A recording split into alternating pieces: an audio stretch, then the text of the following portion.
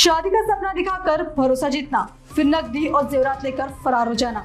नागपुर तहसील थाना पुलिस ने ऐसे ही एक लुटेरी दुल्हन गिरोह का भांडाफोड़ करते हुए एक और महिला आरोपी को गिरफ्तार किया है। इस मामले में कथित दुल्हन नम्रता ऋतिक मालविया पहले ही गिरफ्तार की जा चुकी थी, जबकि अब गिरोह की मुख्य आरोपी रानी उर्फ कोमल जितेंद्र पांडे भी पुलिस के हत्थे चढ़ गई है। आखिर कैसे गुजरात के एक युवक को शादी के नाम पर जाल में फंसाकर उससे ठगी की गई, सुनिए मेरे साथ। मामला भावनगर गुजरात के 35 वर्षीय एक व्यक्ति से जुड़ा है, जिसकी शादी नहीं हो रही थी। उसके एक दोस्त ने उसे नागपुर में लड़की दिखाने का भरोसा दिलाया, जिसके बाद वे नागपुर पहुंचा। यहाँ उसकी मुलाकात जरीपटका निवासी 31 वर्षीय रानी उर्फ कोमल जितेंद्र पांडे से मेयो अस्पताल परिसर में कराई गई। इसके बाद उसे 21 वर्षीय नम्रता ऋतिक मालविया से मिलवाया गया और शादी का प्रस्ताव रखा गया। शिकायतकर्ता ने लड़की का घर देखने की इच्छा जताई तो उसे कोराडी स्थित एक मकान ले जाया गया।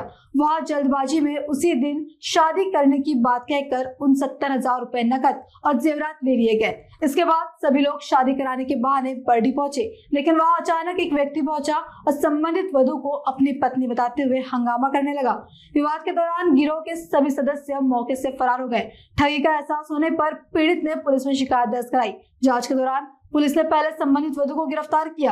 अब सूचना के आधार पर पांचपौरी इलाके से मुख्य महिला आरोपी रानी उर्फ कोमल जितेंद्र पांडे को भी गिरफ्तार कर लिया गया है। पुलिस पूरे गिरोह की भूमिका की जांच कर रही है और अन्य आरोपियों की तलाश जारी है। पोलीस स्टेशन तहसील येथे अपराध क्रमांक 158/2026 कलम 318 4 115 2 352 3-5 भारतीय न्याय संहितेनुसार गुन्हा दाखल करण्यात आलेला आहे। सदर गुन्ह्यातील फिर्यादी जो आहे आकाश जितेंद्र पारेख, वय 35 वर्षे, राहणार भावनगर, कोका सर्कल, सीताराम चौक, तारकेश्वर, गुजरात। या व्यक्तीचं लग्न जोडत नव्हतं आणि 35 वर्ष वय त्यांचं झालं होतं। त्या अनुषंगाने त्यांनी त्याच्या मित्राला सांगितलं की मला लग्न करायचं आहे, कोणीतरी मुलगी बघा। त्याच्या मित्राने त्यांना सांगितलं की नागपूरमध्ये अशी मुलगी लग्नाकरिता आहे असं सांगून ते नागपूरमध्ये आले होते फिर्यादी।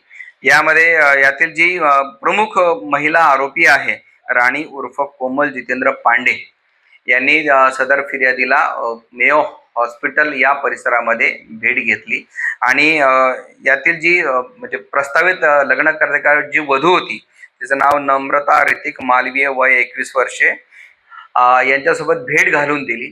परंतु फिर्यादीने त्यावर शंका उपस्थित केली की आम्हाला मुलीचं घर सुद्धा बघायचं आहे, मुलीचे आईवडील बघायचे, त्यांच्यासोबत चर्चा करायची आहे असं सांगून यातील ज्या महिला आरोपी आहेत, मुख्य जे आरोपी राणी उर्फ कोमल यांनी कोराडी परिसरामध्ये सदर फिर्यादी यांना घेऊन गेलेत आणि तिथे एका व्यक्तीच्या घरी दाखवण्यात आलं त्या मुलीला आणि नंतर असं ठरलं की आपण आजच लग्न करायचं असं सांगून त्यांना पैसे द्यावे लागतील आणि काही दागिने सुद्धा त्या नवरीला द्यावे लागतील अशी अट घातली आणि त्यानुसार सदर फिर्यादीला ATM मधून एकूण 70,000 रुपये कॅश विड्रॉल करायला लावली।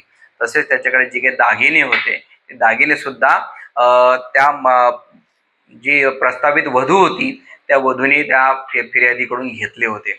परंतु तिथे कोराडीमध्ये लग्न न लावता त्यांनी सांगितलं की आपण आता बर्डीला जाऊया, तिथे विवाह लावून देतात अशा ठिकाणी आपण जाऊया असं सांगून त्यांना बर्डीला घेऊन आलेत आणि कालांतराने थोड्या वेळाने सदर जी महिला होती, जे प्रस्तावित वधू होती, तिचा पती अचानक तिथे आला आणि तो अचानक फिर्यादीसोबत भांडण करायला लागला की ही तर माझी पत्नी आहे, तुम्ही हिच्यासोबत लग्न कसं काय करत आहात, हे बेकायदेशीर आहे असं सांगून वादावादी आणि भांडण करून ते सर्वच्या सर्व तिथून त्यांनी पळ काढला होता। या 2 महिला आरोपी आणि इतर आरोपीने सुद्धा त्यातून पळ काढला होता।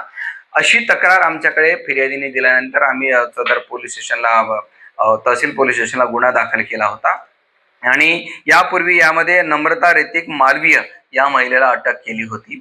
परंतु यातली जी मुख्य आरोपी आहे राणी उर्फ कोमल जितेंद्र पांडे, हिचा भरपूर मागोवा घेतला आणि शोध घेतला, परंतु ती मिळून येत नव्हती। परंतु आज मात्र आमचे तपासी अंमलदार सदर गुन्ह्याचे महेंद्र वासनिक यांना खात्रीशीर माहिती मिळाली की सदर महिला ही तिच्या राहती घरी आलेली आहे पाचपौली परिसरामध्ये। अशी माहिती मिळाल्याने स्टाफसह तिथे PSI महेंद्र वासनिक हे गेलेत आणि त्या महिलेला ताब्यात घेऊन काल रोजी अटक करण्यात आली आणि आज रोजी पोलीस सदर महिलेला माननीय न्यायालयात हजर करून तिचा 5 दिवसाचा PCR घेण्यात आलेला आहे। लुटेरी दुल्हन असा हा प्रकार आहे, ज्यामध्ये एखाद्या व्यक्तीला लग्नाचं आमिष दाखवलं जातं आणि आमिष दाखवून त्याच्याकडून पैसे आणि दागिने लुबाडले जातात आणि नंतर ते अचानक पळ काढतात. यापूर्वीही नागपूर शहरात असे गुन्हे दाखल झालेले आहेत. सदर महिलेवर महिलेनी आरोपी महिलांनी इतर काही लोकांना जर अजून फसवणूक केली असेल तर नागपूर पोलीस प्रशासनातर्फे आणि तहसील पोलीस स्टेशनतर्फे मी असं आवाहन करतो की त्यांनी पोलिसांकडे तक्रार करावी. सदर महिला या आणि त्यांचं पूर्ण गँग जी आहे याच्या विरुद्ध 100% कारवाई करण्यात येईल.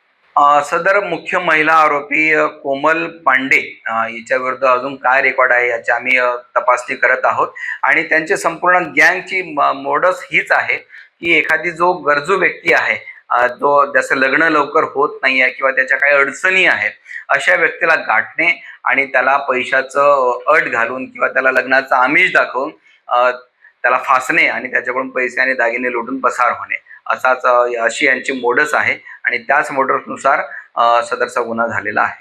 नक्कीच या गुन्ह्यामध्ये जेवढे आरोपी अटक केले त्याच्यापेक्षा जास्त आरोपी आहे.